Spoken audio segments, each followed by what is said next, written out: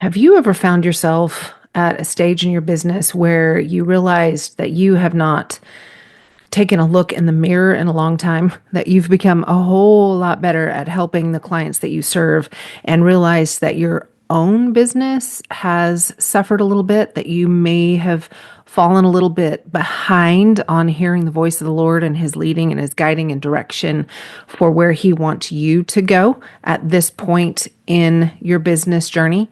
Well, that is what I get to talk to my guest about today. Her name is Georgi Feidler, and she owns a company called Hire, Train, Inspire.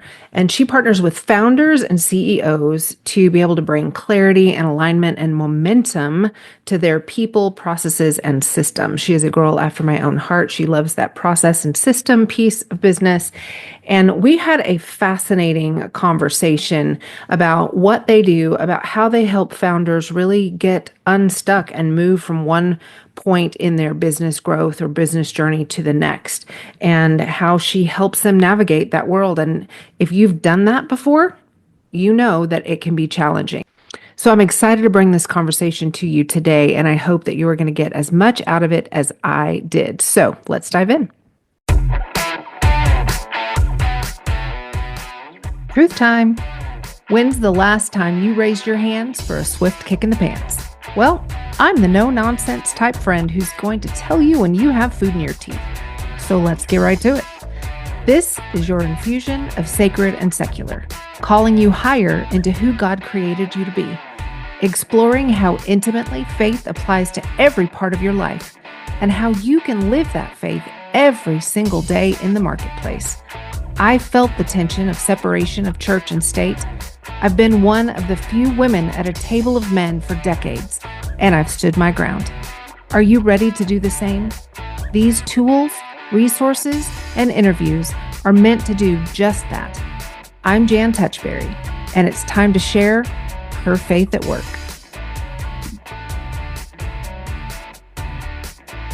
Hello, friends. Welcome back to the podcast.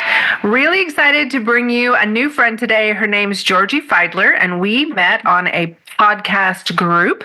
And y'all, if y'all are not into connecting to other humans in the online space, man, are you missing out, because you can find people that you never would be able to connect with in that space, the like-mindedness, and it is invaluable in not only business, but in life. And so Georgi said yes to coming on the podcast today, and she's got so much knowledge that she's going to drop. So thanks for being here today, Georgi. Tell us a little bit about you. Thank you, Jan. I'm so excited to be here.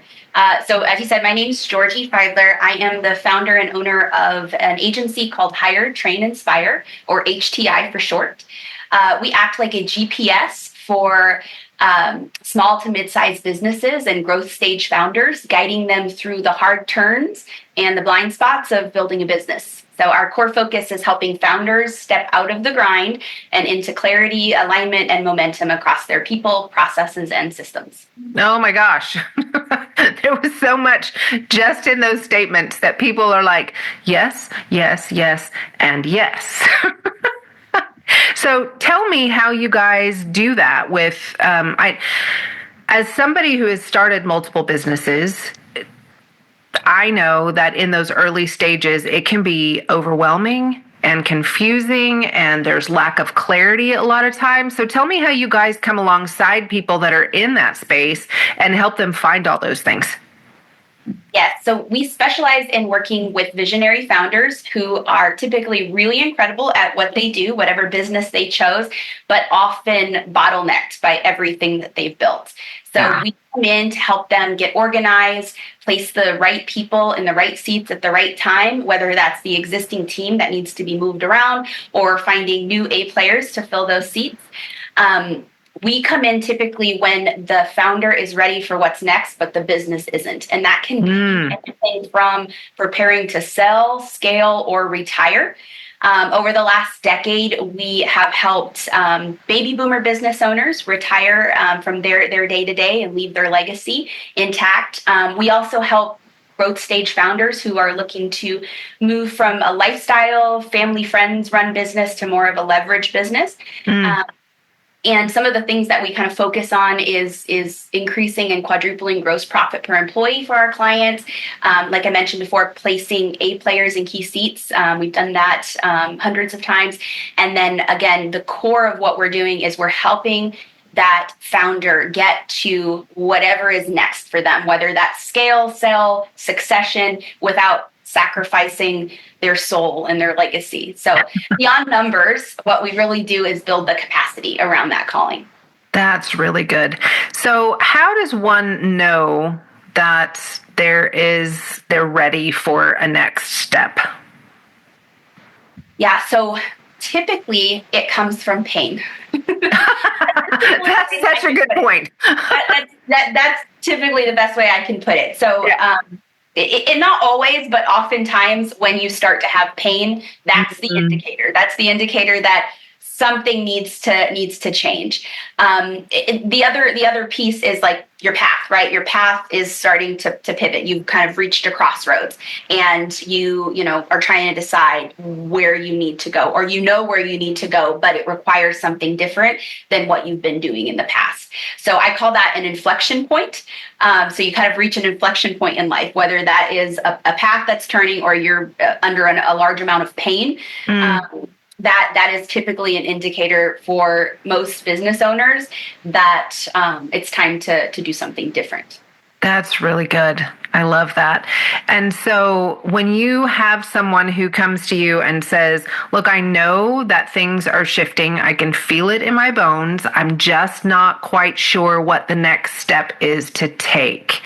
How do you walk somebody through understanding, like, is there like a 5-step process, or I'm sure it's not as cut and dried as that, but how do you help people know kind of what their next step is, and how do you help them figure out where they're needing to shift or pivot to? Yes, so I think a lot of that starts with the end in mind, right? We can reverse engineer a plan when we know what we're trying to get to. Right. And so a lot of what I'm doing typically when I meet with founders and founders are kind of my people.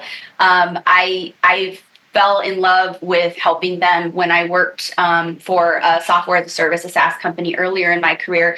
And we had software that was all for small to mid-sized businesses. So I got to meet a lot of different entrepreneurs, and I got really passionate because I see they're the lifeblood of innovation, I think, in this country. And they have amazing ability to change the reality and impact their teams, their families, their communities in such profound ways.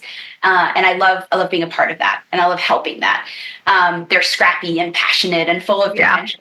But oftentimes they're so deep in the weeds that they've lost sight of why they started it in the first place. So they're usually doing a lot of things themselves that they probably shouldn't be. And then they wake up one day totally burned out and asking, well, why isn't this working? Or where am I going? So that's when we step in. We help them clarify kind of what matters most to them. That's, again, let's begin with the end in mind. Where do you want to go, right? Do I want to retire? Do I want to scale? Do I want to sell? Do I want to step back and find somebody to replace me in the day-to-day? What is that thing, right? Because once we know what that thing is, we can make a plan for that. So we help them get that clarity on what matters most. And then from there, it oftentimes is, again, it comes around the people, right? Getting the right people in the right seats, creating the processes so the business can run without them. Right. I always do like a hit by the bus scenario. Right. If you get hit by the bus, who else knows what you know? And if the answer is no one, right, we call that a single point of failure. And you have single points of failure if you're going to get to that next stage of where you want to go. That's good. That has to require them to step back and delegate. Right. Which is a new thing for a lot of especially my early stage founders, because they're used to being the hero. They almost thrive off of that, right? Even though they might not admit it. And really 65% of all startups or early stage businesses fail due to people problems. It's not about the product. It's not about the offering. It comes down to the people. So our job is to fix that. And we don't do that with org charts, but with empathy and that operational wisdom that just comes from decades of working with lots of different businesses. I think it's really important. Like one of the unique things that I feel like I do with my founders because of my faith and my belief is bringing truth and grace to everyone. Yeah. You can have one without the other. I think you have to have both because that's what leaders need to grow. Yeah. So good. So good. So how do you know, because I know that people I will speak for myself as someone who is, holds tightly to the hero complex of doing probably more than I should. How do you walk somebody through with grace and truth to help them understand when it's time to let go of certain pieces? Because that can be super hard and also super scary from from a money standpoint, because you're like, okay, but if I'm not doing it, then I have to pay someone to do it. And that's affecting my bottom line. Right. So we don't just hire people to hire people, right? When you have a small business, every choice you make needs to have a positive ROI, return on investment. Yeah, that's great. And time is the one thing, right? Time is the one thing we all have the same amount of, and it's the currency, right? Especially for like a lot of founders, it's the currency. And so I ask them, like, based on the stuff that you're doing right now, right? Is that the best ROI? Is that the best and greatest use of your time to be doing? Or if you had that time back, could you do something that had better ROI, that had more positive ROI? Yeah. And if the answer is yes, and we can find somebody that is less expensive, right, than that founder that's doing that, then that's a positive ROI, right? Like that makes sense to do. How many thousands of little things are you doing every day that you could maybe look at a virtual assistant that's offshore for $8 an hour to teach them to do? Now, that requires having documented processes. That requires taking that tribal knowledge out of your head and putting it on paper and training. Oh, that's good. Right. And that requires discipline and focus, but it can be done. Right. So I think that's the first thing is I look at the ROI piece. And then the second piece is along the lines of skill gaps. Sometimes founders, right, they're doing all the things, but they're not good at it. They're not doing some of the things, right? Like for me, I did finance, I did accounts payable, accounts receivable, payroll, all of that really early in my career. I don't like it, and I'm not good at it. And so that was like one of the first things I replaced in my business. I have somebody else to do invoicing, somebody else to fill out the stuff in QuickBooks. I don't like doing it. Don't want to do it. It was worth it to me, right? So those are the two things I look at first is like the ROI, right? Where could you save? And where would that person pay for themselves? Because it would let you do more things that have higher value and higher impact. And then what are the things you're just not good at that you need to replace yourself in? Yeah, that's really good. I think, and refute this if you think it's incorrect, but I think there are also places in small businesses, especially where the founders are doing something that they know the ROI is not there. They should offload that, but they really like doing it. And so what do you tell somebody? I can think of spaces in my own business where I know that I need to offload stuff, but it's something that I really get like joy from. So walk me through what you would tell somebody in that situation. So I think that depends. Like for me, that kind of falls under that ROI bucket, right? If you're doing something and you love doing it and it has very high value and it's contributing in a meaningful way, okay, then you should stick to that, right?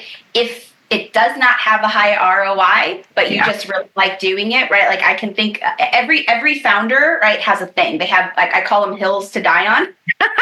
Their thing, right? Or it's a sacred cow. It's the sacred cow, right? We all have that. And some of the stuff, like they're really great at it. And it would be hard to find somebody who's as good at it as they are. So in that case, I'm like, okay, well, let's specialize in that then. Let's focus on that. But what other stuff can we give up so we have this thing? right? Now, if there's not the high ROI, if it's a pretty common skill set, if we can replace it with a lower cost, person and create more space for them to do higher value things, then that's a conversation that we have. But then sometimes they still want to be involved in that. Like I can think of, I had a founder, he just really cared about the branded material. Just really cared about it, right? And this was I think we were about 105-person company at this point. And so kind of beyond him being the person who was doing all the material, right? The t-shirts and the hats. So we had to just develop a process where he got to have the final view and give feedback on it. But he wasn't necessarily doing all of the things around it. Yeah, I get that. I don't know if you follow Jenna Kutcher, but she has a multiple 7-figure business, and yet she still does all of her own social media, because she cares about it a lot and she really likes the connection that she has with people. And so for her, that ROI is high enough that she devotes time and attention to it on a daily basis. And I love that. But it's not always brand, right? Like that's absolutely her brand. Yeah. And so I think in that case, right, the ROI is very high, and it wouldn't be the same if we tried to put somebody else in that position, right? Absolutely. Her specifically, that is the brand. And so that's a high ROI activity. Yeah, that's really, really good. Hey friends, sorry to interrupt, but I promise I'll get you back to the episode in just a second. First, we need to have a little talk. Let's be honest. Marketing your business should not feel like a full-time job, and that's why I am absolutely obsessed with NG. It's a marketing platform built for small business owners just like you and me who'd rather spend time running their business than stressing out over their marketing. NG gives you a personalized strategy, tools to stay consistent, and even handles the content planning for you. Hello. It's simple, effective, and exactly what you need to get results without burning out. So you can start your free 14-day trial now. You can just hit the affiliate link in the show notes, or you can go to my website, jantouchberry.com/marketing, and get everything that you need to know to get started. Trust me, you'll thank me later. It's jantouchberry.com/marketing. Now back to the show. So talk to me a little bit more about skill gaps and how you help people bridge those. Yes. So obviously, founders are a breed of their own. They're typically very brilliant, right, at whatever it is that they chose to do. And I always talk about, like, there's two kinds of entrepreneurs or founders. There are those who were like born to be that, and those who kind of happened upon it later on, like wasn't originally part of the plan. I'm in the latter group, but I work most with the former group, right? But brilliance without structure will always burn out, like eventually, right? And so what I found is that many founders hit what I call the capacity wall. Yeah. Different for everybody, right? Sometimes it's at $1 million in annual revenue. Sometimes it's 5, sometimes it's 10. I've had some founders get to 50. Wow. Before they hit their capacity wall, right? But everybody will eventually. Your business, if you continue to grow, will eventually outgrow you. And that's kind of like a cold, hard truth, right? But it's true. So you'll reach a point where you're maxed out, and you don't know how to lead, delegate, or let go. It's not a character issue. It is a skill gap. I talk a lot about the velocity of your seat. And this is true for any seat in your business, right? The people that you put in those seats have to keep up with the velocity of the seat if your business is growing, right? If your business is stable and you're in maintenance states, you don't have to worry about that, right? If you're like, oh, I reached my threshold and I'm good and we're going to stay here. But if you are looking at growing, right, and increasing your revenue and scaling and all of that, everybody's seat in the company is going to increase, right? The velocity of their seat is going to increase. And so you have to have people in that seat who can keep up with the velocity of their seat, right? Otherwise, if you have somebody, so I would like, if you have somebody that's just here, right? And then all of a sudden you're asking for this, right? You can see how the gap gets bigger and bigger, right? Yep. Founders have faced that too, right? They face that. And so we help them build the muscles of leadership And that really comes down to 4 things. It comes down to being able to delegate. So delegate. Yeah. It comes down to accountability, right? Holding yourself accountable and others. There's a mindset shift from the hero mentality that thrives in chaos and ambiguity. And you need that when you first start. You have to have that, and you have to have people like that. But it actually is the very thing that stops you from growing at scale. So what you need in the beginning is not what you need when you go to scale. The third thing is hiring and retaining the right people, right? You have to have people to help you get there on the journey. And again, the people who started with you, that enjoyed being the hero, that enjoyed the chaos, the ambiguity, not having to be held accountable, not necessarily right. They're not going to be necessarily the same people that are like, oh yeah, let's document that. Let's scale that. Let's build a process around that that's repeatable. Like that's not the person, right? Yeah. And then the fourth one is an operating rhythm and decision making. Most founders, right, before they learn how to scale, every decision has to come through them. And then as the business grows and grows, right, more decisions are needed, and then they become the bottleneck. So those are the 4 things that we're trying to help them build in terms of that muscle of leadership. And 72% of small business owners say they feel unprepared for managing people and leading people. Really? Yeah. That's fascinating. Yeah. And the other reality of that is the way that you lead the early stage people, the hero mentality, the chaos, the ambiguity, the people that you bring in to help take you to that next level, you can't lead them the same way. Yeah. It doesn't work because that's not what they're used to. That's not what they understand. So your whole approach has to change. One founder I worked with, he was very he wanted to hold on to everything around the money. So payroll, nobody else knew of anybody's compensation. And this is a 30-person company. Okay. Every invoice, everybody was reporting to him. He is doing midnight email triage.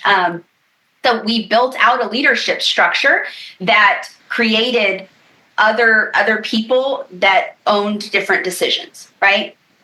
And clarified the roles, created a process so he could actually lead it, not just react to it. Oh, that's really good. The verse in Romans 12:2, it says, be transformed by the renewing of your mind. So sometimes the shift is tactical, but more often it's identity work, right? It's shifting who you were to who you need to be. Interesting. Wow. I had not made the connection between shifting roles, and I don't know why. It's so simple. It's like a duh. Like I had not really made that connection about shifting roles as your company scales to identity, and that your identity has to shift. That's huge. Identity shifts are hard. And they're a little bit scary to navigate. And so I can see how having somebody like you and your company walk alongside them as they're working through that, both internally and externally with their business, I could see how that would be such a huge benefit to any founder and by proxy their company, because doing it alone is not fun. It is a lonely journey. I can't tell you how many founders, and I've experienced this myself, right? Yeah. The journey of the building the business is a lonely one. Like most founders will tell you, I've never been so lonely in my life. Yeah. Because the reality of it is when you start to build a team, you have all these people looking to you for the answer, right? And you don't feel like you can ever say, I don't know. Right. Which is what you're thinking. You're thinking that. You're like, I don't know. Yeah. You don't feel like you can say that. So having somebody who you can tell the truth to, who's not going to judge you for it, who's not going to be affected by it because I'm not an employee, right? You can just say, hey, I don't know, right? And it's okay. It's okay that you don't know, but we're going to figure it out, right? That's such an invaluable piece, and something that I do when I come alongside founders. And I love that. I love that I can help them not feel so lonely in this journey, because it is a lonely journey and you have everybody looking to you and you don't want to let people down. And it's just this like really heavy burden. So if I can come along and help shoulder that and just remind you, hey, you're not the first founder that's felt this way. You're not the first one who's been through this. I have one. He's like, I hope I'm not your worst case. I hope I'm not. I'm like, no, I've seen a lot. I've seen it all. Like, it's not. You're good. But that validation, right? And we all need that. Like with the experiences and the hardships that we have in life, we're looking for somebody else to look in the eye, and they're like, yes, me too. Yeah. That's good. Knowing that you're not alone. That's so, so good. So I know that you guys have been doing a lot of work over the last 6 months, getting real clear on who you are and what you offer, and by proxy, who you serve. It's funny because we talk about, I don't know, have you heard the adage that it's always the hairdresser whose client's hair looks awesome and she always needs her roots done? Or, or the manicurist whose client's nails look fantastic and she looks like she's a hot mess. And I think that that's so prevalent in business, that we are so focused on serving other people that we haven't looked in the mirror and realized that we need our own roots done. Right. So talk to me about what you guys have been doing to kind of walk through that process, because we were talking before we hit record that I've recently been going through that process. I don't think I'm finished yet. I think I'm probably 3/4 of the way there, but it certainly is, it's a difficult thing to look in the mirror sometimes. Yes, 100%. It is. And it's not, in my case, like, I don't feel like I was avoiding it. I just felt like I was so focused on helping and serving others that I just forgot about my own thing. It's kind of like when the airline, they're like, hey, secure your mask before you help somebody else, kind of thing, That's right? so good, yeah. I'm getting lightheaded. Put my mask on, right? Yeah, so good. We're calling that taking our own medicine. So I think this one is so real. It's real for everybody, right? I think in my role in my business, like, I'm known for bringing clarity to others, but my own brand and what I was doing had become really, like, messy. Yep. And by the way, I think it was a journey that I had to go through. So a lot of times what I say to founders too, when we're looking back, like, and we're saying, hey, how did we get to this spot, right? And whether it's some product decisions that were made or some people decisions were made, I always say, hey, I think, let's validate that was the path that you needed to go through to get to where you are right now. Yeah. Right? That's okay, right? That's not oh, shoot, I should have done something different. That was a mistake. No, that was a path that God had you on to get you where you are right now. And let's honor that and appreciate that and learn from that. And we can move forward with that. So I think for me, one of the things I did early on with my business is, I think a lot of people make this mistake too, or assume this. I was like, oh, I'm going to make a whole website, and I'm going to make a list of services and all the things that I know what people are going to want, and right? It turns out that's not true for me. Like, maybe if that was true for you, good on you, but that was not true for me. And so it was just kind of a waste. And so as I kind of moved beyond that, I said, look, I'm just going to say yes. And that's how I'm going to learn. So I when people would come to me, clients would come to me, word of mouth was, how clients came to me. I would just say, yes. What's the question? Yes. What's the question? And then I would figure it out. But we started back in 2016, so it's almost a decade ago. And so eventually we reached a threshold where we needed to start getting more clear of what we're doing and what we're not doing, and how to articulate that and communicate that in a simple, understandable way. And it takes a lot to get to simple. You have to that is true. To get to simple, right? I think about Picasso's The Bull. He starts with this, full rendering of the bull. It's all shaded and all that. He just keeps erasing and erasing and erasing until I think he has 6 lines left, but it's still unmistakably a bull, right? And I think that's the process that we had to go through, is who are we really here to serve?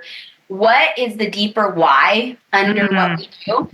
Which is interesting because, right, I take founders through a vision workshop where they're identifying their purpose and their values and their mission and what they're trying to accomplish and how they're going to do it. So I hadn't done that for myself. So we had to get Mm. honest, and develop a list. Like, what are we going to stop doing? Right? What's just not serving us well, either because it's not what we're interested in doing. It's not really the impact, or focus or contribution that we want to make. Yeah. And really started focusing on founder aligned partnerships. And we're still in that work, by the way. So we revisited our service model and said, have we actually designed this out, or is it in Georgie's head? Oh, it's in Georgie's head. Okay, well, that's not great. So we probably need to get out, right? Because she can't be the only one that knows what's happening. We clarified our offering and anchored our messaging. And I think for me, also a part of that was getting like more peace and more power and more purpose. And what God has really taught me in this season is the word surrender keeps coming back in. So I'm a planner by nature, right? It's what I do for people, right? Like, let's make a plan, and then your accountability partner, we're going to go execute it. But the biggest growth in my life and my business hasn't come from the plan. It's come from obedience when the plan changes, right? Oh, that's good. I think that's what God has been reminding me, is release the plan to receive the purpose. And that surrender has been really personal. As well. So, my husband, Rob, he has a rare genetic disorder. And over the last 3 years, he's had 6 traumatic brain injuries. So I'm not just leading a business, right? I'm caregiving for him. We've had crazy loss in our life. We had our first daughter, Paige, pass away. And those are all just like those reminders of, you can have a plan, right? But it's like, it's going to change. It's going to pivot. And sometimes you have to be ready to surrender or release that to get the purpose behind that. So I think they're not just parts of a story, but they're part of that assignment as well, right? That assignment to take your own medicine. And I think that if you do that, you can lead more powerfully with courage and have the plan and work the plan, but right, God will make the path straight. However that means. So good. That's so good. I think that's something that everybody needs to take their own medicine periodically. So just from a super practical standpoint, partially selfishly, how often do you think somebody needs to go through that process? And how do you know when you need to go through that process? I don't think you do. I think that it's when you feel like God is working in your life, and that typically feels uncomfortable. It doesn't feel good. It doesn't feel comfortable. You're like, things are changing, and somebody moved my cheese, kind of thing. Right? Like, and that's when you have to pause, and you're like, what is he trying to do here? What that's the question to ask, right? Instead of, oh my gosh, it's everything is changing again, and whoa, what's happening here, and my plan is ruined, and all of that. It's going to, I wonder what God has in store. So it's getting to curiosity, I think, first in those that's really good. Pain and discomfort, right? Going to curiosity instead of crisis. Oh, I like that so much. Curiosity instead of crisis. That's beautiful. And it's also a little bit, I think that's freeing for people, right? Because you can choose to stay in crisis and have your stress levels off the charts, and your health is going to take a toll, and your relationships are going to take a toll because stress filters into everything around you and everyone around you that you have, proximity to. Or you can choose curiosity, and that just evokes a completely different emotion, but also the tangible output that your body has, right? It's like it's a release when you can shift from chaos into curiosity. I love that. So talk to me about, you mentioned something, I wrote it down because It was interesting to me. You said that you guys really focus on founder aligned partnership. So talk to me a little bit about what that looks like for you. So versus working with non-founders, is that what the question is? I don't know. I mean, you were talking about in this process that you wanted to get clear on founder aligned partnership. Yeah. So I think for us, what that looks like is when we looked at where we have a lot of impact and what we're naturally really good at doing. Yeah. It wasn't working with, 150 million, $200 million companies where we would do these one-off projects. We build out DEI for them or build out this, performance management system.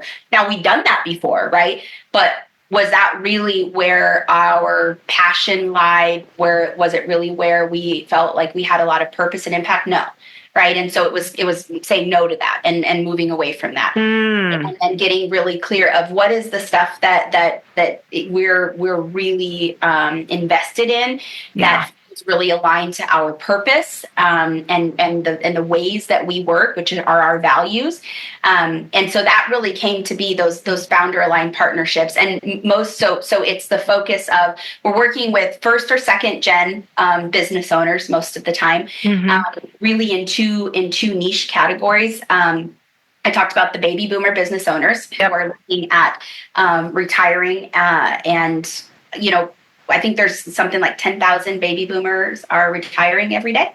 Wow.